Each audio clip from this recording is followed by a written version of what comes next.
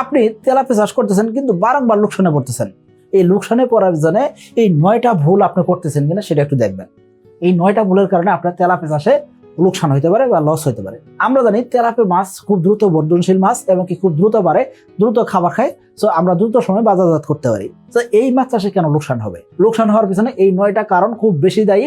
এই 9টা কারণের পাশাপাশি আরো অন্যান্য কারণগুলো আছে, তবে এই 9টা ভুল আপনি করতেছেন দেখেই বেশিরভাগ সময় আপনার লোকসান হয়ে থাকে। যদি আমরা এসএ তেলাপিয়ার কোম্পানি আমাদের খামারিরা কোন কোন জায়গায় ভুল করতে পারে সেটা আমরা জানি, এই কারণে কিন্তু আমাদের খামারি সফল হইতেছেন এবং কি খামারিদের কোন জায়গায় আমরা পুশ করলে বা কোন জায়গায় সমাধান দিলে খামারি সফল হতে পারবেন সেটা কিন্তু আমরা নিয়মিত করে আসতেছি। এই জন্য আমাদের সফল খামারি সংখ্যা এত বেশি হয়ে থাকে। তো আপনি আমাদের চ্যানেলে ভিডিও দেখতে পারেন, যে সফল খামারি ভিডিও দেওয়া আছে, সেই ভিডিওগুলো দেখতে পারেন। তারা কিন্তু এই ভুলগুলো করেন না। সো আপনি এই 9টা ভুল করতেছেন কিনা সেটা একটু খেয়াল করবেন। এক নম্বর যে ভুলটা আপনি করতেছেন সেটা কি, ঠিক মতন পুকুর প্রস্তুত না করে আপনি কি করতেছেন, পোনা ছেড়ে দিতেছেন। অর্থাৎ আপনি পুকুর ঠিক মতন প্রস্তুত না করে পোনা ছেড়ে দিলেন, এতে করে কি হয়, পোনা মারা যায়। এই যে কতগুলো মাছ মারা গেল সেটা আপনি জানেন না। না জানার কারণে আপনি যে খাবারটা দিলেন সেই খাবারটা কোন হিসেবে দিচ্ছেন, আপনি যতগুলো পোনা ছাড়ছেন সেই হিসাব করে। এতে করে কি হইতেছে, আপনার খাদ্যের অপচয় হইতেছে, বাড়তি খাবার দিতেছেন, অন্যদিকে মাছের সংখ্যা আছে পুকুরে কম। তার মানে আপনার কিন্তু আলটিমেটলি লাভ হইতেছে না, লোকসান হইতেছে। সো আপনি যখন তেলাপিয়া চাষ করতে যেতেছেন সেক্ষেত্রে 100% আপনাকে কি করতে হবে, পুকুরটা ভালো করে প্রস্তুত করতে হবে। মেহমান আসবে, মেহমানের জন্য কি আপনি আপ্যায়ন করবেন না, ব্যবস্থাপনা করবেন না, রেডি করবেন না? সকল জিনিস যদি রেডি করতে হয় সেক্ষেত্রে আপনার মাছও মেহমান, সো পোনাও মেহমান। এই পোনাটাকে আপনাকে কি করতে হবে, সঠিক ব্যবস্থাপনায় আপনার চাষে দিতে হবে। 2026 সালের এসএ তেলাপিয়া পোনার দাম নির্ধারণ করা হয়েছে প্রতি পিস 1 টাকা 45 পয়সা করে। তাহলে আর দেরি কেন, আজই এসে তেলাপিয়া পোনার অর্ডার করুন এবং প্রায় 0% মৃত্যু হারে পোনা ডেলিভারি গ্রহণ করুন।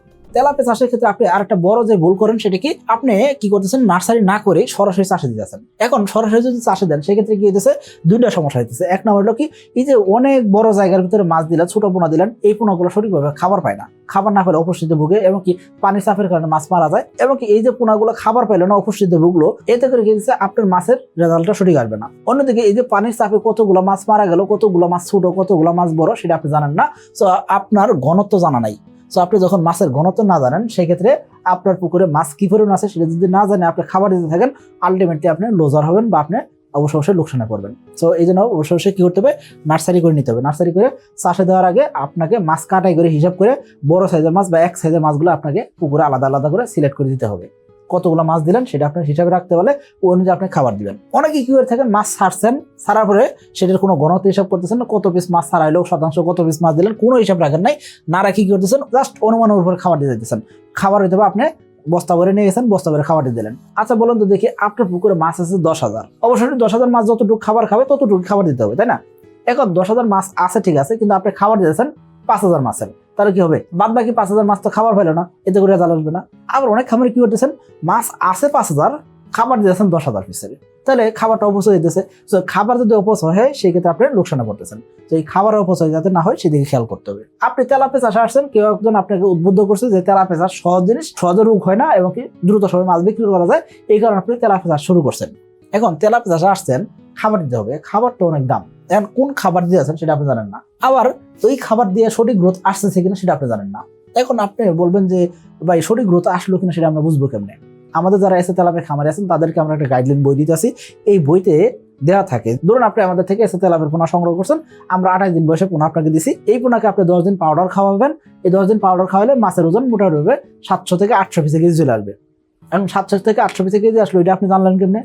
আমরা বলে দিছি যে 10 দিনে এই গ্রোথ আসতে হবে। তার পরবর্তী 20 দিনে, অর্থাৎ টোটাল আপনি আমাদের থেকে যেদিন পোনা নিয়েছেন তার থেকে 30 দিন পরে মাছের ওজন 30টা থেকে 40টা কেজি আসতে হবে। এখন 30টা থেকে 40টা কেজি আসলো না, তার মানে হয় আপনার পুকুরের সমস্যা, নাহলে খাবারের সমস্যা, অথবা মাছের সমস্যা আছে।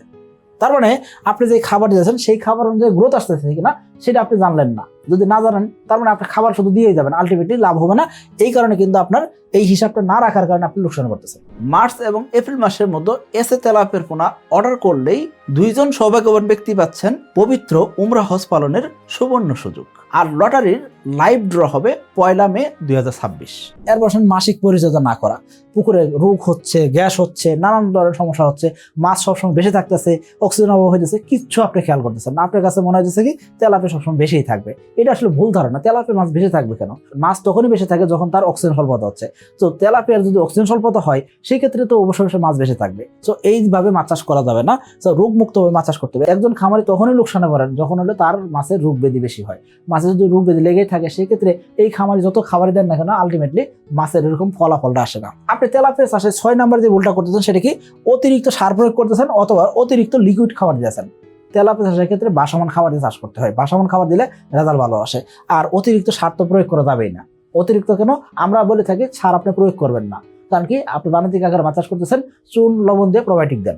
আপনার পুকুরে সার প্রয়োগ করার দরকার নাই। পুকুর পানি সবসময় সবুজ রাখা দরকার, এই জন্য আপনি প্রোবায়োটিক প্রয়োগ করেন, এনাফ হয়ে যাবে। আপনি তেলাপিয়া চাষ করতেছেন, আপনার পুকুরে প্রতি শতাংশ জায়গাতে জৈব পদার্থের লুট কত আছে বা মাছের লুট কত আছে সেটা আপনি জানেন না। এই হিসাব যদি আপনি না জানেন বা না বুঝেন সেই ক্ষেত্রে কিন্তু আপনার মাছের ওজন সঠিক আসবে না বা মাছ সঠিকভাবে বড় হবে না বা আপনি লোকসানে পড়তে পারেন। এখন জৈব পদার্থের লুট কি? জৈব পদার্থের লুট হলে আপনি যে খাবার দিয়েছেন এই খাবারটা মাছ খাবার খাইতেছে, খাবার খাওয়ার মাধ্যমে দিয়ে সেই খাবার মাছের মলমূত্র আকারে পুকুরে তলদেশে যাইতেছে এবং কি আপনি যে খাবার দিয়েছেন সেই খাবারের সব খাবার তো মাছ খাইতেছে না, কিছু খাবার নষ্ট হইতেছে, সেই খাবারগুলো পুকুরে তলদেশে যাইতেছে, পুকুরে ফাইটোপ্লাঙ্কটন জুপ্লাঙ্কটন মারা যাইতেছে এবং কি আপনি 4 মাস 5 মাস ধরে মাছ চাষ করলেন, এই সময় আপনার পুকুরে নানাবিধ সমস্যা তৈরি হয়েছে। এই সমস্যাগুলোর মাধ্যমে দেখিয়ে দিয়েছে জৈব পদার্থ। এই জৈব পদার্থগুলো পুকুরে তলদেশে পৌঁছে এগুলো থেকে গ্যাস তৈরি হইতেছে, এগুলো থেকে পুকুরে অক্সিজেন স্বল্পতা তৈরি হইতেছে। এইসব কারণে আপনার পুকুরে মাছের রোগ ব্যাধি বাড়বে। অন্যদিকে আপনার পুকুরে মাছের লোড বাড়তে পারে। লোড কেমনে বাড়ে? ধরুন আপনার মাছের ওজন মোটামুটি 3 পিসে কেজি আসছে, আপনার প্রতি শতাংশ জায়গাতে 70 কেজি মাছ উৎপাদন হয়েছে। এখন আপনি চিন্তা করতেছেন কি এই মাছটা আপনি কি করবেন? 2 পিসে কেজি করবেন। 2 পিসে কেজি করতে আপনাকে কি করতে হবে? অবশ্যই পার্শিয়াল হারভেস্ট করতে হবে, কিছু মাছ কমাইতে হবে। আপনি ধরেন শতাংশে 250 করে তেলাপিয়া দিচ্ছেন, তেলাপিয়া দিচ্ছেন, 3 পিসে কেজি আসছে, মোটামুটি 70-75 কেজি মাছ উৎপাদন করছেন। এর বেশি উৎপাদন করার টার্গেট তো করা যাবে না। তার মানে এর বেশি উৎপাদন করার টার্গেট করলে সেই ক্ষেত্রে আপনাকে কি করতে হবে? অবশ্যই ঝুঁকিতে পড়তে হবে বা আপনার লোকসান হওয়ার চান্স বাড়বে। আপনি তেলাপিয়া 2 পিসে কেজি করতে চাইতেছেন, কোনো সমস্যা নেই, করতে পারবেন। সেক্ষেত্রে কি করতে হবে?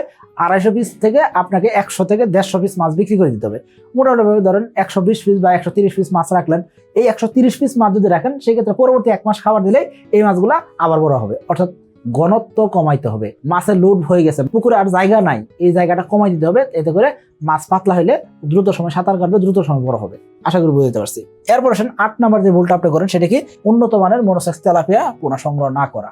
এখানে খেয়াল করবেন দুইটা জিনিস, এক নম্বর হলো উন্নত, 2 নম্বর হলো কি মনোসেক্স। মনোসেক্স মানে কি? যেই তেলাপিয়া সহজে ডিম বা বাচ্চা দিবে না, অর্থাৎ পুকুরে মাছের ঘনত্ব বাড়াই দিবে না। মাছ ছাড়ছেন, যেই পরিমাণ মাছ আছেন সেই পরিমাণ মাছে আপনি বিক্রি করবেন। এই মাছগুলা পুকুরে প্রজনন করে আপনার পুকুরে বাচ্চা দিবে না বা পুকুর ভরাই ফেলবে না। এই মাছটার নাম হলো মনোসেক্স তেলাপিয়া, অর্থাৎ সকল পুরুষ তেলাপিয়া। এই যে খেয়াল করেন, এটা হলো মহিলা তেলাপিয়া, এটা হলো পুরুষ তেলাপিয়া ব্রুড মাছ। এই পুরুষ তেলাপিয়া দ্রুত বড় হয়। মহিলা তেলাপিয়া যদি 600 থেকে 700 গ্রাম ওজন হয়ে থাকে, পুরুষ তেলাপিয়া 900 গ্রাম বা 1 কেজির আশেপাশে ওজন হয়ে গেছে। তার মানে মহিলা তেলাপিয়ার তুলনায় পুরুষ তেলাপিয়ার গ্রোথ বেশি হয়। এই জন্য আপনি মনোসেক্স তেলাপিয়া চাষ করবেন। এখন উন্নত জাত কেন হইতে হবে? কারণ কি দ্রুত বর্ধনশীল হইতে হবে। দ্রুত না বাড়লে সেই ক্ষেত্রে আপনি লোকসানে পড়তে পারেন। এই যে দেখেন আমাদের খামারে তেলাপিয়ার ব্রুড মাছ 2 হাতে ধরে আছে, একদম হাত ভরে যাচ্ছে। অর্থাৎ 1 কেজির আশেপাশে ওজনের ব্রুড মাছ, সেটা হলো ছেলে ব্রুড মাছ। আর মহিলা ব্রুড মাছের সাইজটা একটু ছোট হয়ে থাকে। আশা করি বুঝাইতে পারছি। তার মানে আপনাকে কি করতে হবে? অবশ্যই উন্নত প্রজাতির ব্রুড মাছ থেকে মনোসেক্স তেলাপিয়ার পোনা সংগ্রহ করে আপনাকে চাষ করতে হবে। এই পুরুষ তেলাপিয়া মানে কি? Monosex tilapia. আর মনোসেক্স তেলাপিয়া যখন চাষ করবেন অবশ্যই উন্নত প্রজাতির তেলাপিয়া হতে হবে। কি ভাই, মাছ খাবার ঠিকই খাচ্ছে কিন্তু আশানুরূপ ফল পাচ্ছেন না, আর মাছ চাষে বারবার লস খাচ্ছেন, তাহলে আজই তেলাপিয়া পোনা চাষ করেন। কারণ তেলাপিয়া পোনা খায় কম, বাড়ে বেশি, আর তাই খামারি ভাইদের প্রথম পছন্দ তেলাপিয়া পোনা। সর্বশেষ 9 নাম্বার যে আপনি ভুলটা করতেছেন সেটা কি? সময় মতো মাছ বিক্রি করতে না পারা। সময় মতো মাছ বিক্রি করতে না পারলে লোকসান কেমন হয়? দেখুন, ডিসেম্বর মাসে কি হয়? নদী নালা খাল বিল সব জায়গার পানি শুকাইতে থাকে। তার মানে নদী নালা থেকে প্রচুর পরিমাণ মাছ আসতে থাকে, ছোট বড় সব ধরনের মাছ পাওয়া যায়। অন্যদিকে আপনার বাড়ির আশপাশে দেখবেন কি অনেকের পুকুরে পানি থাকে না, 5 মাস 6 মাস পানি থাকে, তারপর পানি থাকে না। এইসব পুকুর শীতকালে শুকাই যেতেছে, ওইসব পুকুরে মাছ ধরা পড়তেছে। তার মানে সবাই মাছ ধরতেছে। ওই সময় বাজারে মাছের চাহিদার তুলনায় আমদানি বেশি। যদি আমদানি বেশি হয়, যোগান বেশি হয়, সেই ক্ষেত্রে অবশ্যই দাম কম থাকবে। ডিসেম্বর জানুয়ারি মাসে আপনার মাছের দাম কম থাকবে। এই সময় আপনি কেন মাছ বিক্রি করবেন? বিক্রি করলে তো লোকসান হবে। আশা করি বুঝতে পারছি। আবার মাসে 10 থেকে 15 দিন মাছের দাম ভালো থাকে, 10 থেকে 15 দিন মাছের দাম কম থাকতে পারে। সো যখন মাছের দাম কম আছে ওই সময় আপনি মাছ বিক্রি কেন করবেন? তো এই জিনিসগুলোর কারণে আপনার মাছ চাষে লোকসান হয়। আশা করি বুঝতে পারছি। তো তেলাপিয়া চাষে আর লোকসান হবে না যদি আপনি এই 9টা জিনিস ফলো করতে পারেন। আশা করি আমি আপনাকে বুঝাতে পারছি। সকলে ভালো থাকবেন, সুস্থ থাকবেন। আসসালামু আলাইকুম।